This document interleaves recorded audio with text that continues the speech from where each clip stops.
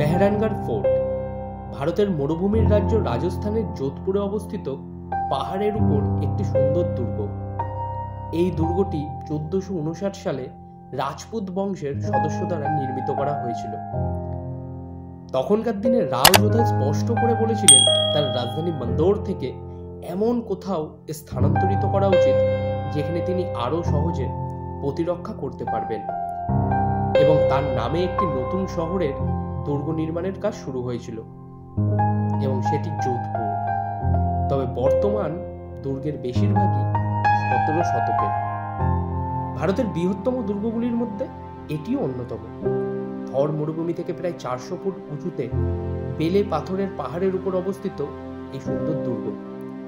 চলুন আজকে আপনাদের সাথে শেয়ার করি আমার মেহরানগড় ফোর্ট ভ্রমণের অভিজ্ঞতা।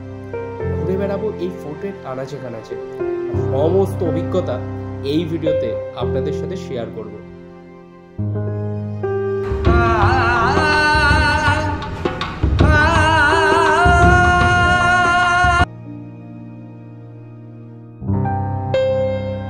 গুড মর্নিং বন্ধুরা, স্বাগত জানাচ্ছি রাজস্থান থেকে আরও একটা নতুন ভিডিওতে।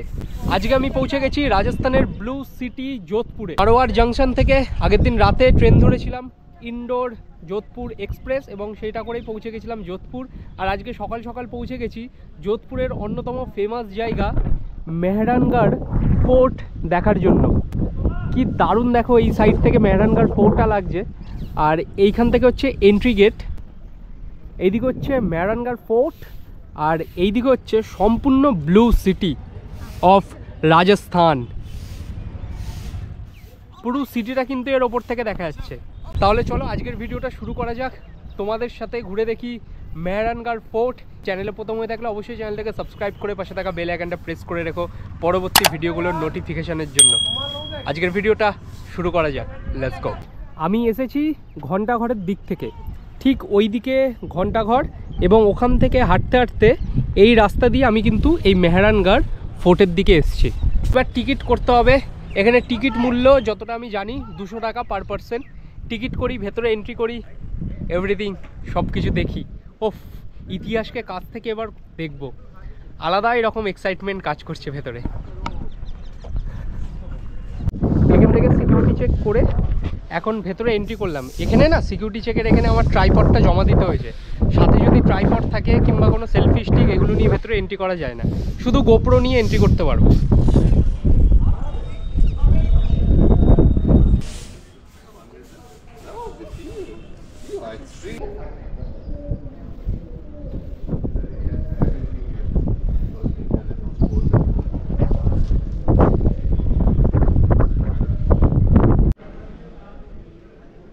কি বিশাল ইমারত। ফার্স্টে আমরা এই দিক দিয়ে এন্ট্রি করব, তারপরে আমরা ওই দিকটাই যাব। তো এখানে টিকিট মূল্য বললো পার পারসন ইন্ডিয়ানদের জন্য 200 টাকা, আর যারা ফরেনার তাদের জন্য 400 টাকা। গোপ্রোতে এরকম ধরে ভিডিও করতে না কিছুটা প্রবলেম হচ্ছে, তোমরা একটু অ্যাডজাস্ট করে নিও যারা ভিডিওটা দেখছো।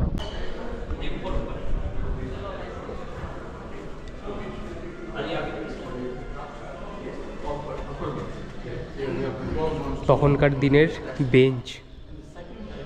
যে জায়গাটা তোমাদের দেখালাম, এইখানে হচ্ছে লিফট করে তোমরা ওপরের দিকে যেতে পারবে। লিফটের হচ্ছে পার পারসন 50 টাকা করে লিফটের। তা ওখানে ওই বেঞ্চটা রাখা আছে না, ওইটা সেই রাজার আমলের তৈরি কিন্তু বেঞ্চ, এখনও পর্যন্ত কিন্তু সুরক্ষিতভাবে রাখা আছে।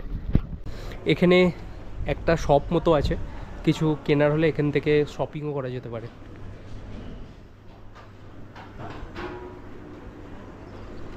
খাওয়া দাওয়ার জন্য একটা ছোট ক্যাফে মতো রেস্টুরেন্ট এই ভেতরেই আছে। ভাই আমি শুধু না কেল্লাটাকে দেখছি, ওই সব জায়গায় একটা টাইমে সকলে থাকতো। ছোটোবেলায় না যখন এইসব কেল্লার ব্যাপারে পড়তাম, রাজস্থানের ব্যাপারে পড়তাম, মায়ের কাছে পিটুনি খেতাম, যে বলতো যে সাল মনে থাকে না, পরীক্ষায় গিয়ে কী লিখবি।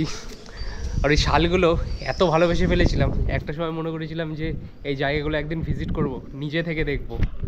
হ্যাঁ, আর সেই দেখছি এখন নিজে থেকে।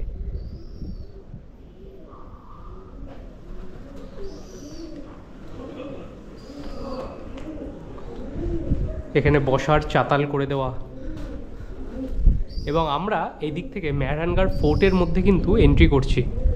তখনকার দিনের একটা কামান কিন্তু এখানে রাখা আছে। এই নিচ থেকে জিপলাইনের ব্যবস্থা আছে, এই দিক থেকে নিচের দিকে যেতে হয়। রাও বংশের রাজার ছবি এভরিথিং এখানে কিন্তু তুলে ধরা হয়েছে।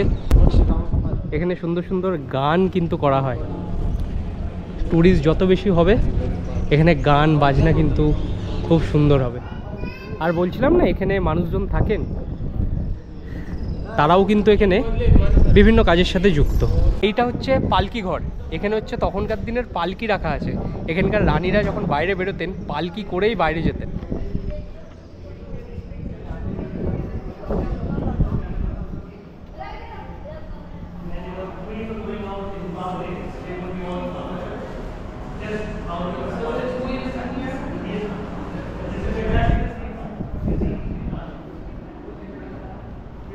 এগুলো রাজাদের জন্য।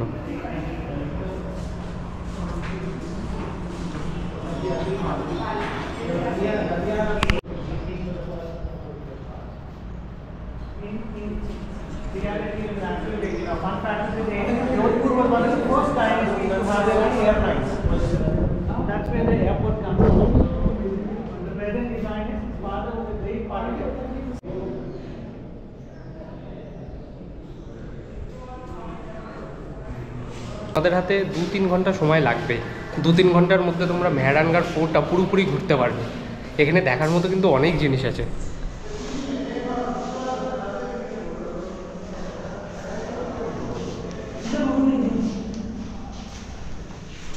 क्या?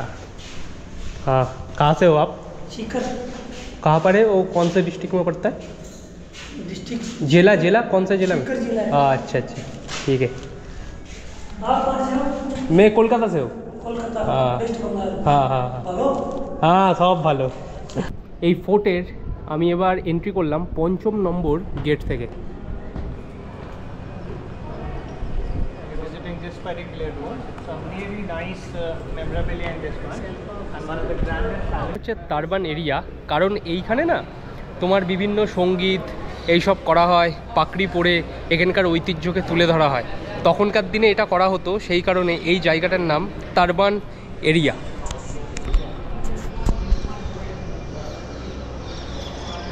ফোর্টের বিভিন্ন দিক থেকে যাচ্ছি, বিভিন্নভাবে ফোর্টকে দেখছি। একটা জায়গায় যখন যাচ্ছি না, ফোর্টটাকে আলাদা আলাদা রকম লাগছে। কারণ এর আগে এইটা নিয়ে আমার 5ম গেট আমি অতিক্রম করলাম। 4 নম্বর গেটে আলাদা ছিল, 3 নম্বর গেটে আলাদা, 2 নম্বর গেটে আলাদা। ফোর্টটায় যত এগিয়ে যাচ্ছে সামনের দিকে সব কিছু আলাদা আলাদা রকম লাগছে।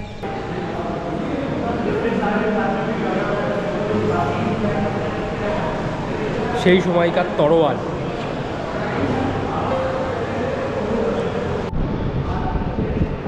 এটা হচ্ছে বিষ্ণুই সম্প্রদায়ের চাদর। এটা দারুণ মহল। রানীরা যখন তখন বাইরে বেরোতে পারতেন না, সেই কারণে এইখান থেকেও কিন্তু রানীরা বাইরেটা দেখতেন।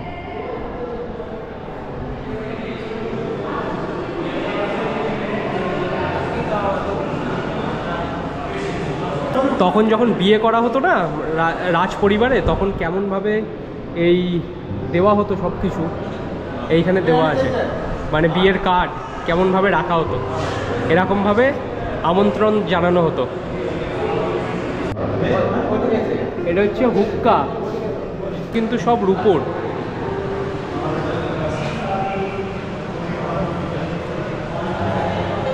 তখনকার দিনের পোশাক, তখনকার দিনের একটি দেবতা, ইনি কিন্তু তোমার গঙ্গুর।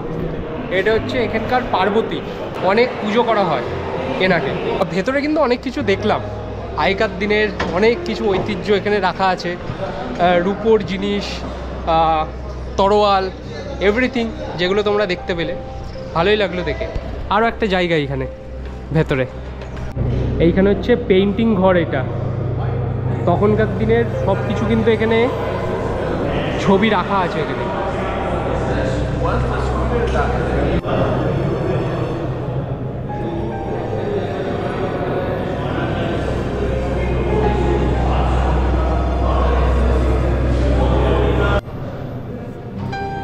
এটা হচ্ছে শীষমহল, ফুলমহল, আর এটা হচ্ছে তোমার থাকাট ভিলেজ।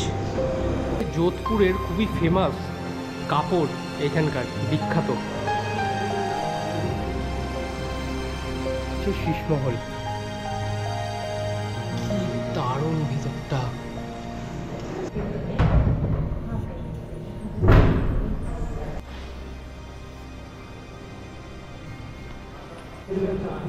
এটা হচ্ছে এই কেল্লার একটু আগে তোমাদের যে জায়গাটা দেখালাম ওইটা হচ্ছে ফুলমহল।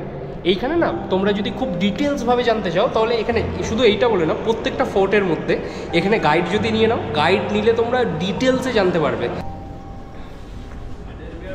এইটা আরও একটা জায়গা।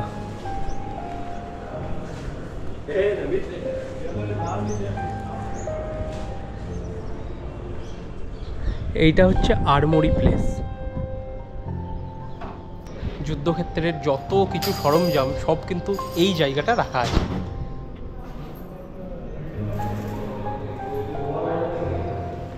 এইগুলো হচ্ছে তখনকার দিনের ফলা।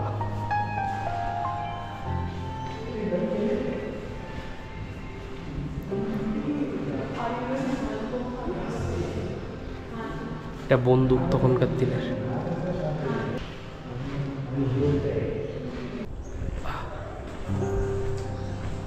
कौन सा महल है?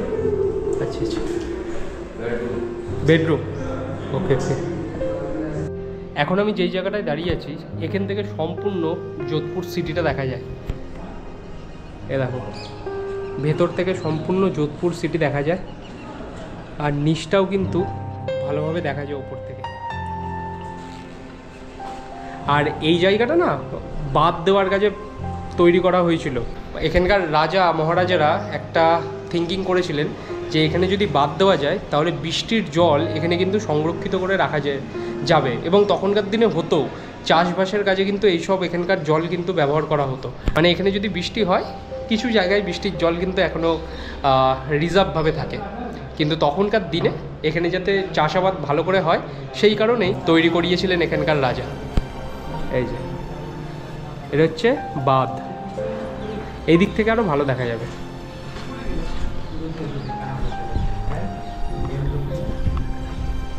এবং এখান থেকে ব্লু সিটি অফ রাজস্থান।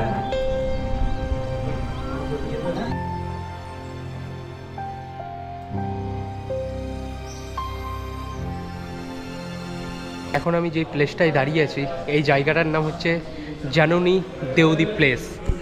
এই জায়গাটায় তোমরা যদি আসো না, মাস্ট ভিজিট। এখানে কিন্তু রিল যা সুন্দর হবে এই জায়গাটায়, অসাধারণ রিল হবে।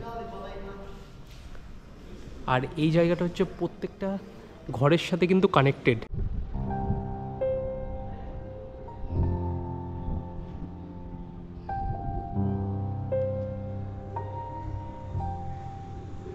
এইখানে যদি আমার সাথে কেউ আসতো, কিছু ছবি তুলে দিত এই জায়গায়, এত সুন্দর সুন্দর ছবি উঠতো এই জায়গায়। তবে আর কি, ভিডিওই নিয়ে যাই, ভিডিওই ঠিক আছে।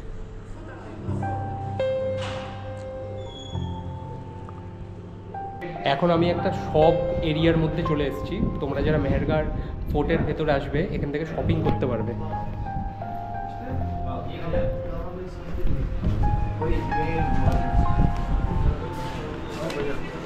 হ্যাঁ,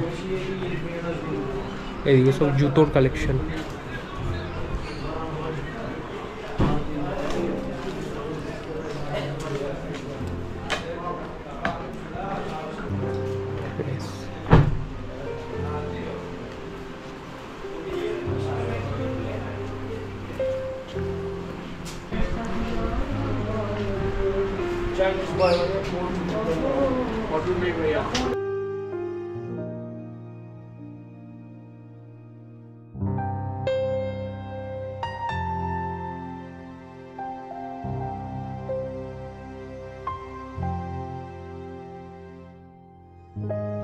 সব এরিয়াতে না তোমরা চাইলে কিনতে পারো, কিন্তু এইখানের প্রাইসটা কিন্তু অতিরিক্ত হয়।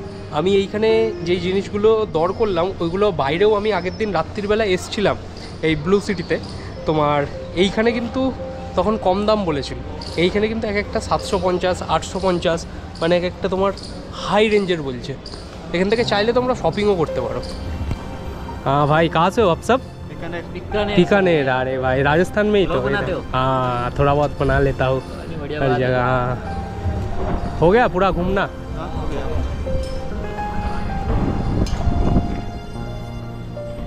রাজস্থানী মানুষ খুব ওয়েলকামিং, সবাই যেখানেই দেখবে নিজে এসে কথা বলবে।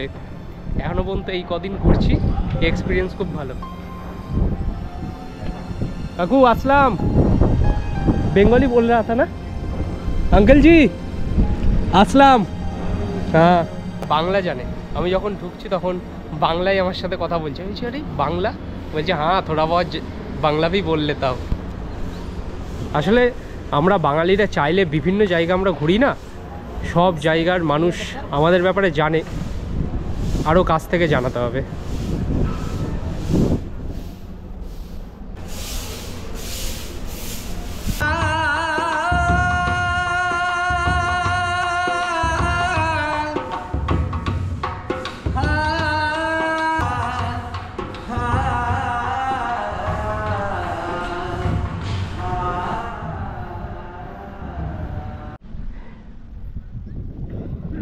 ভিডিওটা তোমাদের কেমন লেগেছে অবশ্যই কিন্তু কমেন্ট বক্সে জানিও। আমার মেহরানগড় ফোর্ট কিন্তু বেশ ভালো লেগেছে। তোমরা যারা এইদিকে আসবে অবশ্যই কিন্তু মেহরানগড় ফোর্টটা ভিজিট করবে। অনেক কিছু কিন্তু দেখার আছে, অনেক কিছু জানার আছে। এখানের কাছে একটা মন্দির আছে, চাইলে ওইটা তোমরা ভিজিট করতে পারো। দেখা হচ্ছে পরের কোনো ভিডিওতে। সকলে ভালো থেকো, সুস্থ থেকো, টেক কেয়ার। আজকের জন্য tata from Mehrangarh fort. Tata.